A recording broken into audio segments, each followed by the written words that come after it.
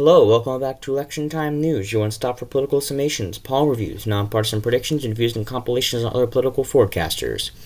Today is Thursday, October 24th, 2024, and today I'll be doing my second to last weekly Senate update that I'm coming out with every Thursday. Of course, it's just this one and then next Thursday, and then will be election night on that Tuesday, so we'll see how things go. If you like content like this, make sure to subscribe to the channel. I have a goal of 500 subscribers by election night, so do me a favor and click on that bright red button below. Also, make sure to join the Discord. It is linked in the description and on my YouTube homepage. Now, getting onto the video, I have my Google Sheet where I have all my probabilities and margins for not only the Senate, but also for the presidency. I did videos on that yesterday and on Tuesday, so make sure to watch those if you haven't already. I'm going to keep things consistent. I'm going to go in poll closing time order. So to start things off, we have the 7 o'clock p.m. poll closing time, which is going to be, to start things off, the state of Indiana and Virginia, as well as Vermont, which are all going to be safe. Vermont and Virginia are going to be blue. Indiana is going to be red. So currently, Virginia, just to start off down at the bottom, Virginia is 100% zero for incumbent Tim Kaine. I've been winning by around 11 points. He won by 16 in 2018, 2 years after his unsuccessful vice presidential candidacy for in 2016 with Hillary Clinton. So I don't think there will be much opposition. He's relatively well liked in the state, and so there's not really much opposition there. His opponent isn't that poor of a candidate. It's just that his incumbency factor and the state's gotten so democratic that it is really just going to not be much of a competition here. Same up in Vermont. It's Bernie Sanders. He is going to storm his race, 39-point victory. Not even close to a competition there. There's not really much to say as far as that goes either. And in Indiana, 100% zero for the Republican candidate, 13 points flipped for Braun. Incumbency factor is going to be huge there, and then, of course, it's still just a strong right tilting state. It's still somewhat moving towards the right as of right now, and it's probably going to be redder than it was in 2020 because 2020 was a bit of a blue year. So moving on, next is going to be the 7:30 p.m. poll closing time, in which there's only the state of Ohio. I do have this tilting blue. So Brown is running a very strong campaign. I have him only winning by a point now, down from 2 points from a bit ago. 55% chance of him winning, so it's very, very close. It's really just down to the wire here. It could really go either way. Mainly why I have Brown leading is because of these 4 polls. They all have sample sizes of over 1,000. And while this one also has a sample size of over 1,000, it's Marino only up by 1, and these are 4 that have Brown up by 1 or 2. But because of this, I did actually drop down his margin from 2 to 1. I see him narrowly holding on by a thread right now, just because of his incumbency factor, basically. He won by 7 points back in 2018. And while a 7-point shift to the right isn't impossible, I just don't really see it happening as of right now, at least. I think that, again, so in general, I think that Brown will be able to just barely hold on to this seat with just enough split-ticket voting to get him the 8 percentage points more that he needs to win, even though Donald Trump will probably be winning the state by almost 9 points. Next is going to be the 8 o'clock p.m. poll closing time. King in the state of Maine is an independent that caucuses with Democrats. He is one of the most liked senators in the entire country. He is going to absolutely win his race, no competition, 28-point margin here, 100% to 0 for probabilities, 28 points for margins, not even going to be close whatsoever. Massachusetts, here we have Elizabeth Warren, another relatively popular and somewhat famous candidate here, 21.5 points. Again, no competition as far as that goes. Probability 100% to 0. Very, very blue state. Rhode Island, Connecticut are also going to be deep blue states, over 10 points and over 90 chance of victory. Looking at Rhode Island, 100-0 by 15 points. Connecticut, 100-0 by 17. We have White House and Murphy. Now, both of them are considerably less than they won by in 2018, but it is a bit of a redder environment, especially up in New England, interestingly enough. But I do still have them winning by well over safe margins. Next is going to be the state of New Jersey. That's going to be safe blue. Same with Delaware. And probabilities, the same thing as far as that goes. Looking here at Delaware, 20 points for the incumbent, actually not incumbent Carper. Looking at the state race in Delaware, I forget exactly who. And Blunt Rochester is probably going to be winning. Yeah, Blunt Rochester probably going to be winning by around 20, 22 points or so. And looking at New Jersey, there's a bit of a contest here, actually only certain on the margins. Very strong race here being run. This is a very interesting one. It's normally a D plus 14 to D plus 16 state. But interestingly here, done by Curtis Bashaw. But this one comes up by 15. But that's only 272 likely voters. These ones are a bit more on par, and they have Kim up by 7 and 6. So right around 9, I feel like, is right about on par with what we should expect to see on election night. But I do still see it safely for the Democrats. I don't think there's really going to be much of a contest there. Next is going to be Maryland. This is another interesting one. Very popular Republican governor there. I do still have it safe. 7.5% chance of just barely safe for also Brooks. But 10 points, so that is going to just be a certain margin over here on the probabilities map. Cardin has left. I'm not sure exactly under what circumstances, but they're very popular Republican governor. Hogan is running. Also Brooks here by Emerson College is ahead by 13. Another one by 13.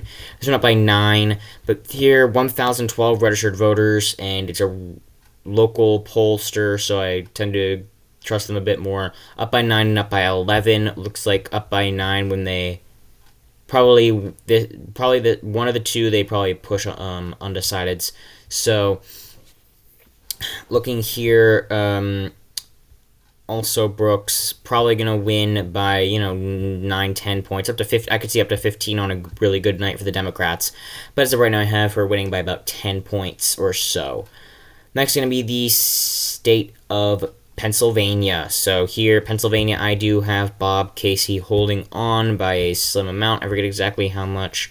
Lean margin, 4 points. Now, this has probably actually been dropping a little bit because it's been getting a little bit concerning for his campaign. 65-35. It's been only a little bit concerning. He did win by 13 points in 2018, so bit of a blowout as far as that goes, especially in Pennsylvania, which at that point, of course, 2 years prior had gone for Donald Trump. But done by Trafalgar Group, they're even, which is about Casey plus 1. Atlas Intel Bullfinch Group weirdly has Casey up by 7, but that's a smaller sample size. Morning Consult has Casey up by 8, but they're a left-leaning pollster. New York Times College, ignore them because they're weird this cycle. American Pulse has Casey up by 3. So there have been really good polls recently for Bob Casey against Dave McCormick.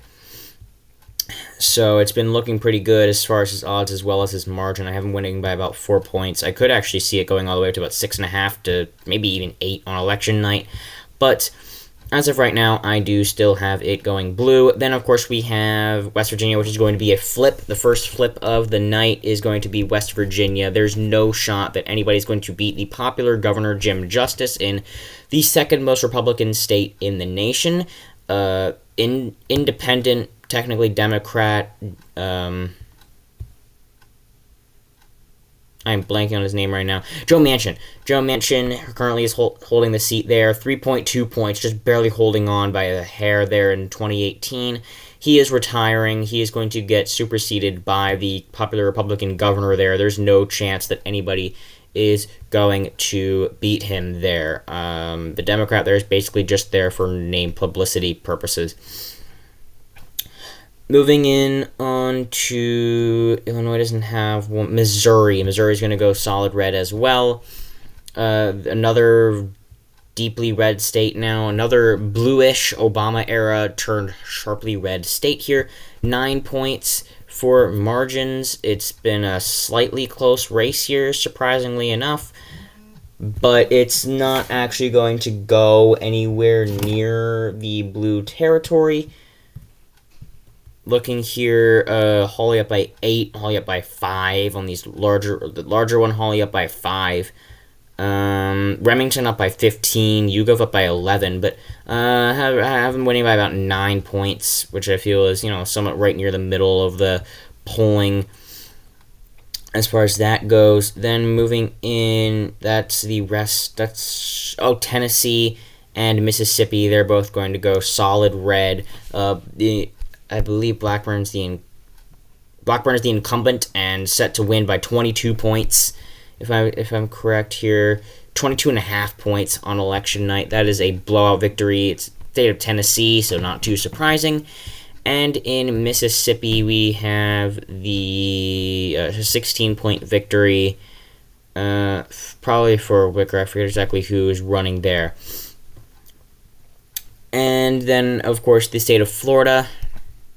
Another close race, but I do have it likely for Scott here. He's been running a strong enough campaign against McChrystal Powell. He managed to just barely flip the seat in 2018. I feel like Democrats could have definitely held on to this one if they had better managed their resources. 0.12 is a blue wave year. They definitely could have done that, but now Scott also has the incumbency, and it's a increasingly right-shifting state, so I don't really see there's much of a chance here. There's also going to be likely on the margins map, so that's definitely not a good sign for the Democrats here.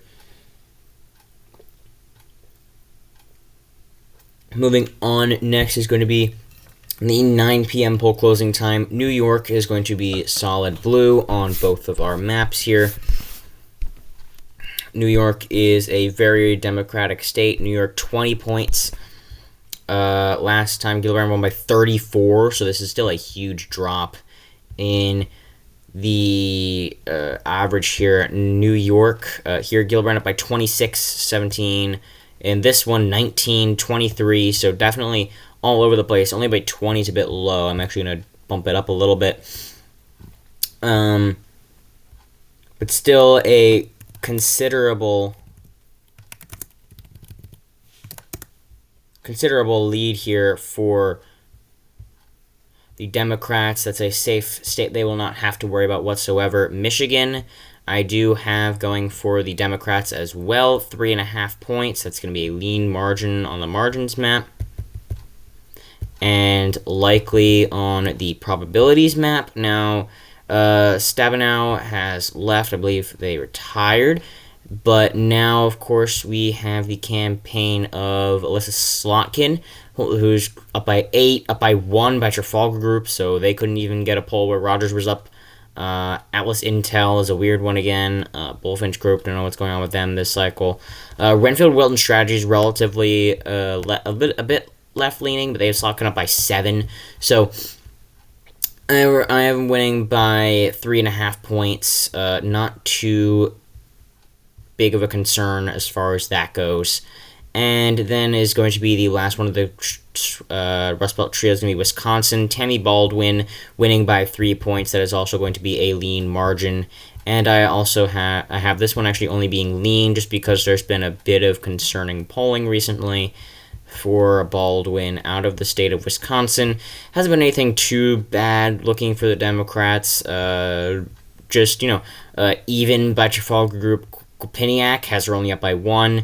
Renfield Wilton only up by 1. Bullfinch up by 4. Atlas Intel, again. RMG Research up by 3. Some of these have been pretty close. On a good Republican night, I could see her getting really, really close to a loss. As you're getting really, really close to a loss here if anything else goes wrong between now and election night. But as of right now, I see this as generally still going to, her incumbency status is definitely going to help her in this race. Next is going to be Minnesota, where the election giant Klobuchar is running for re-election. She has never won an election by less than 20 points. And so I have her taking the election by storm again. However, by a considerably lower margin, I actually only have her winning by 15 points. This election for her has been looking a bit closer. I don't think it's going to be anything close to, competitive or anything.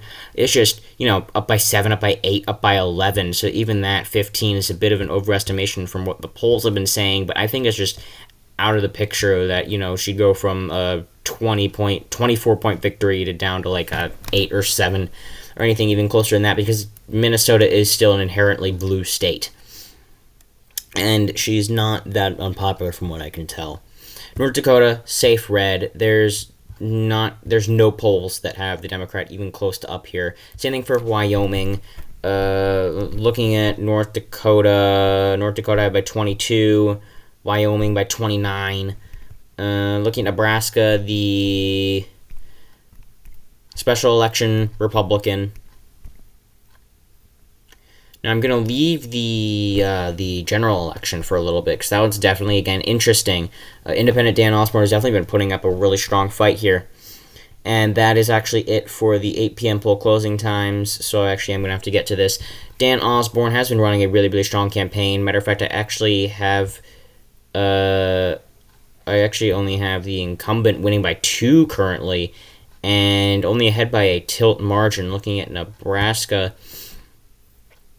Osborne up by 2 in his own poll, shift that to the right by 2, that's tied.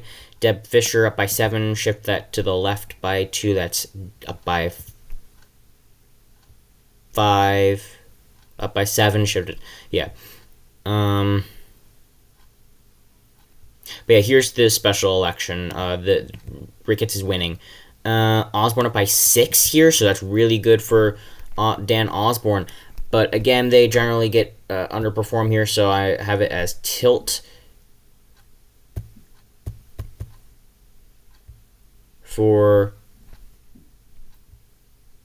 on both maps. It's very, very close. I could technically see this going for Dan Osborne on election night, but it really just depends on, how things go right up until then and the environment on actual election night itself. Moving on to Texas. I have Cruz holding on again for another turn. Lean margin on both of them, 2.5 points. Colin Allred has been doing very well against Cruz. I think he's going to do a little bit better than O'Rourke, actually, just because the state as a whole in general has been moving to the left a bit. I think that they're going to move to the right for Trump, but I think they still as a whole are moving to the left. Looking at the polling, Cruz has been doing really rough in some of these recent ones. Morning Consult, 2,000. Their left-leaning pollster, Cruz up by 2 for that adjusted one. Local pollster, 1,300. Cruz up by 4. Marist College up by 5, up by 3. So some of these have been looking pretty good for Colin Allred, but Cruz is definitely probably going to hold on to his seat here. Definitely, almost definitely holding on to his seat in Texas. That does basically get Republicans the majority in the Senate here. Looking next is going to be the... Oh, wait. I'm not done 9 p.m. yet. New Mexico. Safe blue for both maps, if I'm correct. Looking up at New Mexico, 100-0 by 11 points. New Mexico here, I believe that it's the incumbent running again, Heinrich. Yep, Heinrich running again against Dominici. Looking here, up by 11, up by 13, up by 12, up by 10, up by 10. There's never been really any good polling for Dominici here. It's going to be a sweep race. Arizona, this has been getting worse and worse by the day. It is now certain, almost safe, and likely for the margins. I really don't see Kari Lake winning this seat. Sinema is retiring after 1 term, but Gallego is running a good campaign. Lake is unlikable in the state of Arizona, and so I definitely see this being a state that is definitely going to go blue on election night. 538 is not loading now. That's awesome. So, that's going to be blue. And now we are done the 9 p.m. poll closing times. Moving on, next is going to be the 10 p.m. poll closing times. With this, we have Utah, which means that if Donald Trump wins the presidential election, they will have a majority in the U.S. Senate. The Republicans have basically gotten control of the U.S. Senate. Here we go.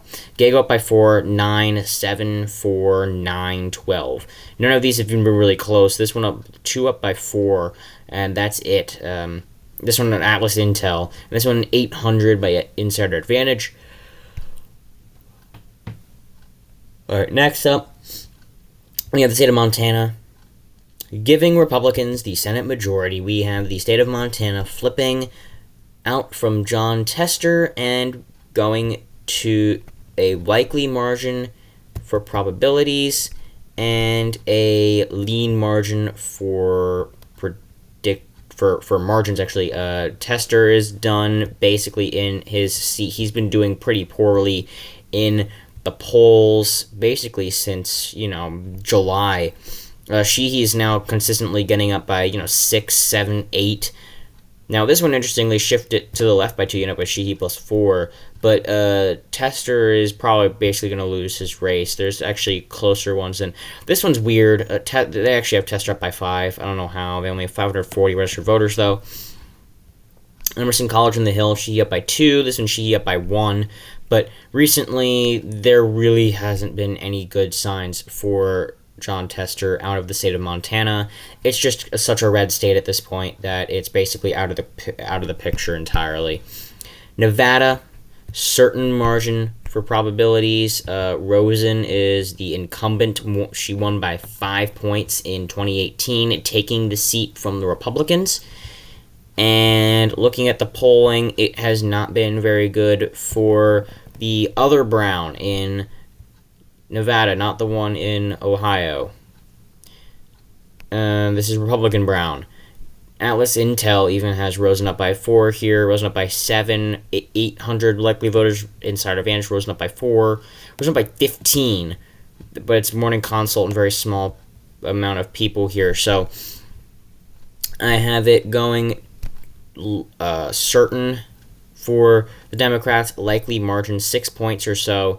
It is the state as a whole is moving to the right, but it's still not going to, be able to take away Rosen's seat like Ohio might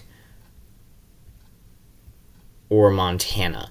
So looking here then, of course, we have Washington, California, and Hawaii are all going to be safe blue states on both maps. Neither of them are close to competitive. Scrolling all the way up, California, 24 points for, I think Feinstein's running again, except there's not actually 2 Democrats running this time. There actually is a Republican candidate. Adam Schiff versus Garvey. Schiff's up by 27 in this most recent poll, only 400 by active vote.